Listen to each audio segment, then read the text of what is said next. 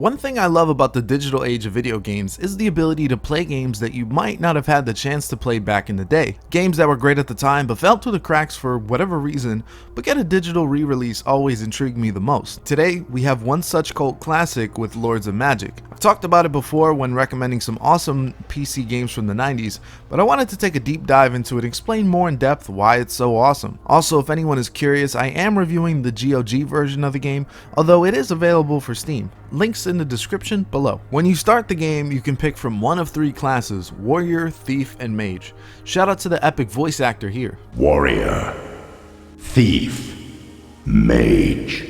After that, you pick one of 8 factions, each representing an element. The elements in play are fire, water, earth, air, order, chaos, life, and death. All are available from the start except for Death, who is unlocked after beating Balkoth, who is the mage for Death itself. It's a nice display of symmetry. The opposing elements stand across from each other. For example, the calming water stands across from the burning fire. I'll explain more about the factions as we get through the review. As a starting faction, I would recommend Life, as they are seen as the ultimate heroes and have the best bowmen in the game. While the game has a predetermined start when selecting your difficulty, you can make a custom game. I usually recommend this only if you're struggling or if you want to win under a certain set of parameters. I've beaten the game as a life warrior before, so for this one I have picked a life mage. The magic system is pretty crazy with all the different kinds of spells, but for now let's just focus on the general flow of things. Your first goal is to liberate your great temple. You can either make a mad dash towards it or try to recruit units via mercenaries. The game moves in a turn-based manner, so each faction will get to move their units once it is their turn. Navigating the map is pretty simple as you click your army in and move it accordingly. If you've played Heroes of Might and Magic, this will feel very similar. Certain places will be occupied by hostile barbarians and will provide their own bonuses once captured. Early on, you'll encounter your first battle with your starting army. The battles play out in a real time and the controls can definitely take some time to get used to. Compared to the more modern strategy games, it uses its own control scheme when selecting multiple units at a time. Basically, if you select the unit from the bar below, you'll end up adding that unit to the group currently selected. Other than that, the battles are pretty simple for the most part. Just click where you want to attack and see a skirmish play out. Also, don't forget to pause when issuing orders so it's not so chaotic. Speaking of skirmishes, I miss the more micro scale battles of older games used to have compared to how massive every battle is in modern strategy titles. It feels much more intimate and personal seeing your units this close. The downside to this, however, is the lower resolution of the game only allowing you to see a certain amount of the screen at once. After a battle, you'll gain some experience and resources. If you're lucky, you'll even gain an artifact that can help you on your journey. Some of these artifacts are very particular in who can equip them. Sometimes you need to be an air warrior or a fire thief just to be able to equip it on your hero. And yeah, the game also has RPG elements, with both your champions and units being able to level up. It definitely encourages you to position your troops correctly on the battlefield, as the less amount of losses you take, the better off you'll be in the long term. After you take over the Great Temple, the nearby tower will pledge its loyalty to you. This is where you can assign followers to generate gold, ale, gems, or fame. You can also recruit units, and this is when the game really begins to take off, as the ultimate goal now is to defeat Balkoth. Whether or not you accomplish this with the cooperation of the other elements is up to you.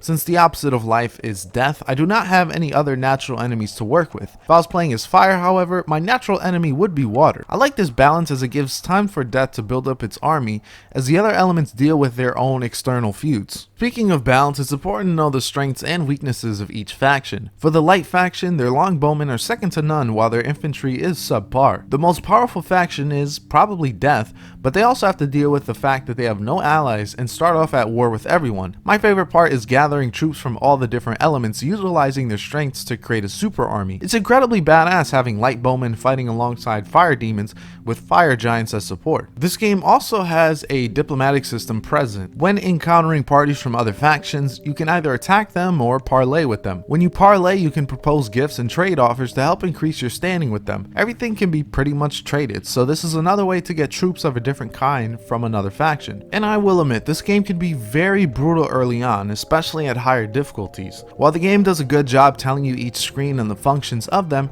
you're still left on your own to find out how to accomplish the ultimate goal of defeating death. The more you play, however, the more comfortable you'll get. Eventually, things start to flow naturally, like the balance of the elements. If there's one thing that takes the game to the next level for me is the magic system. This game earns its title as this is one of the most unique magic systems I have ever seen. One of my favorite spells is the chaos spell called Polymorph. It's a high risk spell as you can transform one unit on the battlefield of your choosing. Whether or not you'll turn into a freaking phoenix or a weak fairy is anyone's guess, but the sheer unpredictability of it creates tension and excitement on what you can get. In most games, each element will usually be either defensive spells or attacking spells or buffing spells. For here, every faction has access to it with their own theme. Chaos spells are high risk, high reward spells, while death focuses on the undead and necromancy. To me, the developers really went all out with what they can do with each faction. Heck, water has the ability to create freaking land.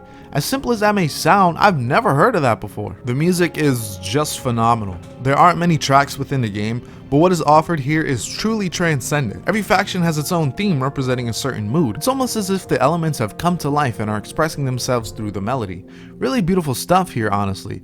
It brings a tear to my eye. I also really dig the art style and colors used. Granted, this game was made back in 1997, so expecting top tier graphics today is just ridiculous. However, it still carries its own charm with the sprite work and environments. If there's one major flaw for me, it's the lack of a random map. While there are a handful of maps to play on, you'll eventually figure out that all the factions and secrets are what they are, making it much less enjoyable from a replay perspective. However, the variety of factions do counter this a bit with their diversity and different play styles. There's also the ability to create your own maps as displayed here, but it's always better when you don't know where the secrets lie. If you are like me and would have liked to have played this multiplayer, you'd be disappointed to know that the servers have been shut down for this game. You unfortunately need to use a third-party software to try to get it working, but I'm never a fan of this as that introduces a whole host of potential issues.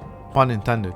You may also get this working through LAN, but once again, do not take my word for it as I have not tried it myself. But wait, there's more! Included in this special edition is the one and only expansion pack for the game called Legends of Urak. This contains 5 quests to participate in. Some are based off of legends we know like Merlin and Beowulf, while others are more original. In all honesty, I'm very indifferent on what is offered here. I would have preferred an expansion to the base game to help with replay value rather than separate scenarios entirely. There are also some great community patches out there to help with some of the balancing issues and other minor fixes. One in particular gives you much more clarity and visibility on many of the variables that were hidden for some reason. It also helps further with the early game balancing so you don't end up battling top tier creatures right off the bat. Things like community patches and the possibility of multiplayer really makes me wish I was able to experience this game during its prime. It was never the highest selling game or the most popular, but it had a dedicated community that still creates maps to this day. Unfortunately, the community is smaller now than in its heyday, but I'm still happy to have played the game. With how much fun and time I've put into this game with much more that I'm willing to explore,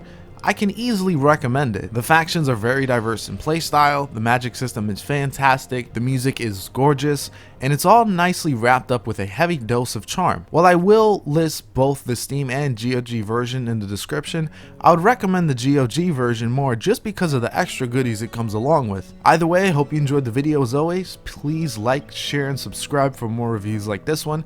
Thank you for watching, and this is Powerhouse, signing off.